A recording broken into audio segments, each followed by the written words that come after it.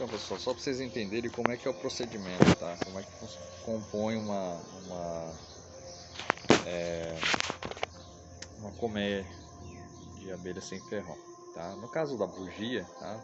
Tem outros formatos, mas no caso da bugia, nós temos dentro da colmeia a rainha, certo? A rainha é responsável pela postura, né?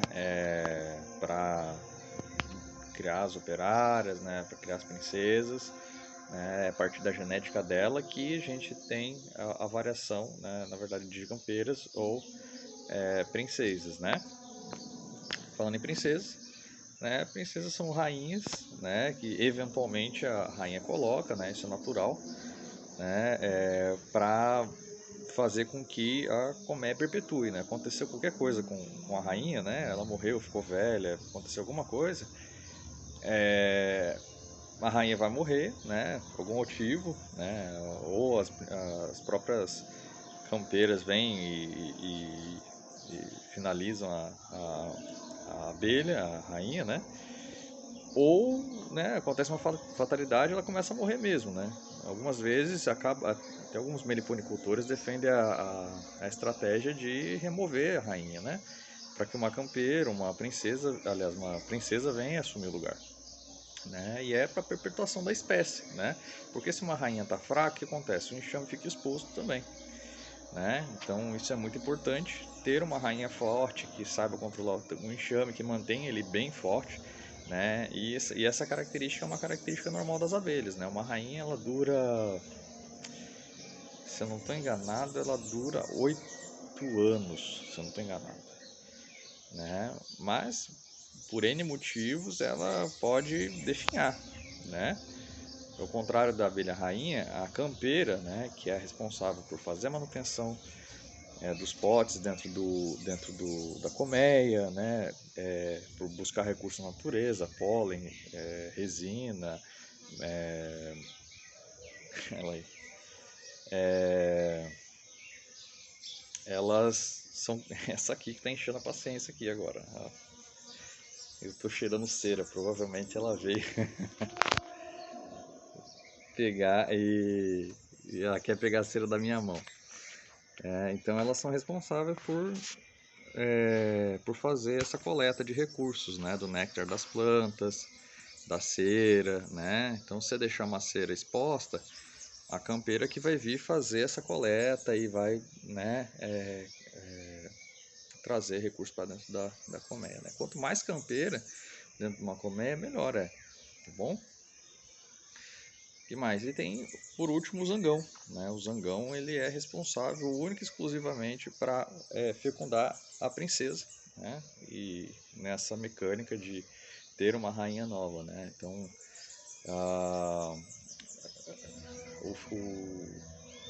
muitas vezes uma colmeia produz zangão, outra colmeia, né, é fecundada pelo zangão de uma outra colmeia e assim vai, né? Aí tem a questão dentro do meliponário de variação genética, né? Então, às vezes você tem uma genética específica dentro, você quer variar a genética, né, com uma genética mais forte, né? Poxa, abelhas que construam potes maiores, né, para a produção de mel, ou abelhas mais fortes que são mais resistentes ao tempo, né? Então é interessante você fazer essa variação genética com, né, colmeias que você já conhece, né? Então, às vezes você conhece um outro meliponicultor que tem esses recursos, né?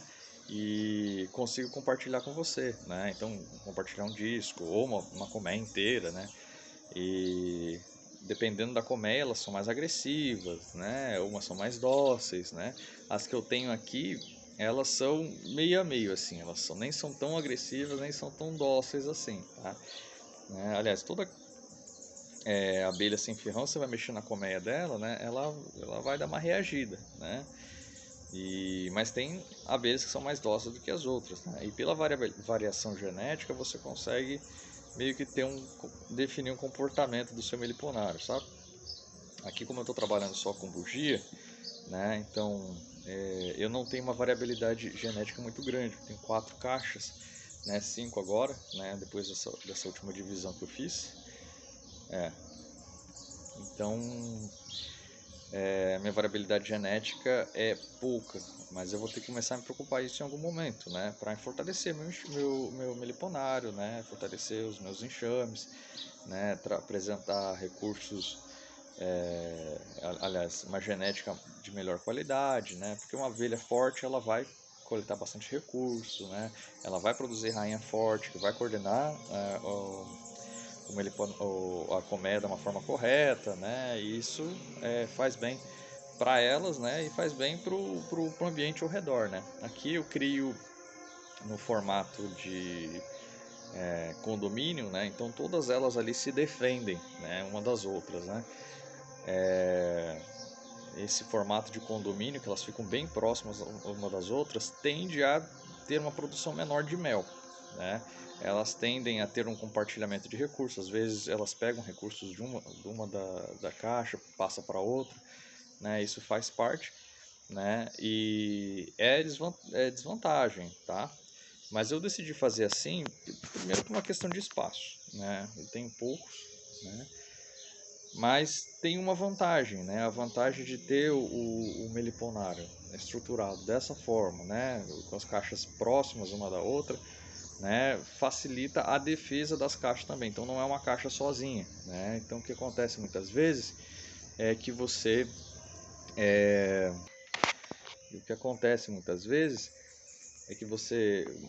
pessoal compra uma caixa de abelha sem ferrão, né? Somente coloca na garagem, coloca lá no espacinho, né? Não quer se preocupar e não sabe, né, cuidar da caixa, não sabe que tem que ter esse cuidado, né? E aí entra o forídeo, né? O forídeo é uma mosquinha chata que acaba colocando ovos da colmeia, né? Nas frestas, ela entra lá dentro, coloca ovos dentro da colmeia, os ovos eclodem. E o que acontece? As larvinhas elas vão até os potes, comem o mel, comem o própolis, comem os discos de cria e faz um estrago dentro da colmeia, tá? Isso é muito rápido, né? Então o meliponicultor ele tem que ficar de olho dentro da colmeia para ver a existência de forídeo, tá? Então o pessoal fala que colmeia forte não dá forídeo, e realmente não dá, tá? Só que é o seguinte, uma colmeia sua ficou fraca no condomínio, é como se o condomínio fosse um só. Então todo o condomínio está forte, entende? Agora, se todas as colmeias do seu condomínio estiverem fracas, vai ter um problema sério, né? Então eu opto por mantê-las em condomínio por causa disso, né? Para manter a força dela, manter essa colaboração de uma certa forma, né? Entrou forídeo em uma, todas as outras vão sair da caixa e vão tentar lá tirar esse forídeo de dentro da outra caixa. Esse comportamento é padrão também, né? Elas se comportam dessa forma, né? Elas trocam abelhas entre as caixas, então isso é bem legal, né? O fortalecimento também pela absorção, esse fenômeno, na verdade, é muito conhecido como absorção, né? Que é uma abelha sai de uma caixa forte, vai para outra caixa e assim vai, né? E na verdade as abelhas elas entram nas caixas, as campeiras, né? Elas ficam dentro das caixas por conveniência, né? Então, se uma caixa está mais próximo do recurso, eu vou entrar nela primeiro quando eu voltar, né? Então vai facilitando a interatividade da abelha com o ambiente, né? Então a absorção entre as caixas é normal acontecer. Então uma campeira ela acaba migrando de uma caixa para outra, né? E aí o que você faz para evitar que uma caixa fique fraca? Porque vai acontecer, né? Você muda ela de lugar, né? Faz o rodízio de caixa. Tá? Então você percebe que uma caixa está bem forte ou ela está precisando de atenção, então você bota ela no canto da absorção, que é o canto onde as campeiras chegam. Você percebe que as campeiras vão chegando, elas têm facilidade de entrar naquele local, né? E é o canto que você entende que é um canto importante, né? Bom, E é por isso que eu crio dessa forma, né, com essa estrutura aqui o meu meliponário, né? E eu cultivo as bugias desse jeito. Ah, mas as bugias são bravas, elas não brigam entre si? Brigam no início, mas depois elas param, tá? É... Bom, aqui nessa estrutura agora do meliponário, né? Antes eles estavam em fileira, assim, em cima da pia, né? Eram 3 caixas, agora que eu estou com 5. Eu não consegui identificar ainda, depois que eu instalei a prateleira, eu não identifiquei ainda onde que está esse canto da absorção. Mas eu tenho a impressão que fica na prateleira do meio, tá? Eu não percebi ainda na prateleira de cima como ela se comporta, tá? Mas como todas elas ficam de frente, eu acho que talvez elas não tenham esse canto da absorção, e é isso que eu estou tentando observar, sabe? Mas é muito cedo ainda, eu instalei essa semana só a estante para o meliponário, então eu estou observando elas ainda, tá bom? Nos outros vídeos vocês conseguem ver onde que estão as abelhas aqui em casa, né, na varanda, no espaço atrás da casa. E bom, tem outros lugares que eu poderia colocar, né, na garagem, mas eu acho que aqui fica um lugar mais próximo da mata que tem aqui atrás, tá? A gente está bem próximo da mata, né? E eu acho que é um bom lugar para ela ficar forrageando, né? Então ela sai, ela chega, né? Aqui ela pega também o sol da parte da tarde, né? Eu tenho que cuidar com esse sol. Comprei até uma parte de um sombreiro para colocar aqui para impedir que o sol bata diretamente nas caixas, né? Vou instalar aqui essa semana, vou filmar para vocês também, tá? E é isso, pessoal. Domingão aqui em Joinville, Santa Catarina, né? O dia prometia chuva, não fez chuva, né? Mas eu sinto que o ar tá bem úmido assim, né? E por sorte que as bugias elas gostam dessa umidade, né? As caixas das bugias são todas muito úmidas pelo lado de dentro, né? Então quando elas têm umidade em excesso, elas ficam jogando água pro lado de fora, né? É muito comum você ter, né, a babinha das bugias escorrendo assim da portinha dela, né? Ou pingando na caixa de baixo e assim vai. Bom, pessoal, bom, o que eu queria dizer para vocês é isso hoje, né? Já fiz o meu manejo aqui das bugias aqui em casa, né? Já mexi nelas, né? E é isso. Eu queria desejar um bom domingo para vocês, né? E pedir para você se inscrever no meu canal, né? Compartilhar esse vídeo com seus colegas, seus amigos aqui da região, né?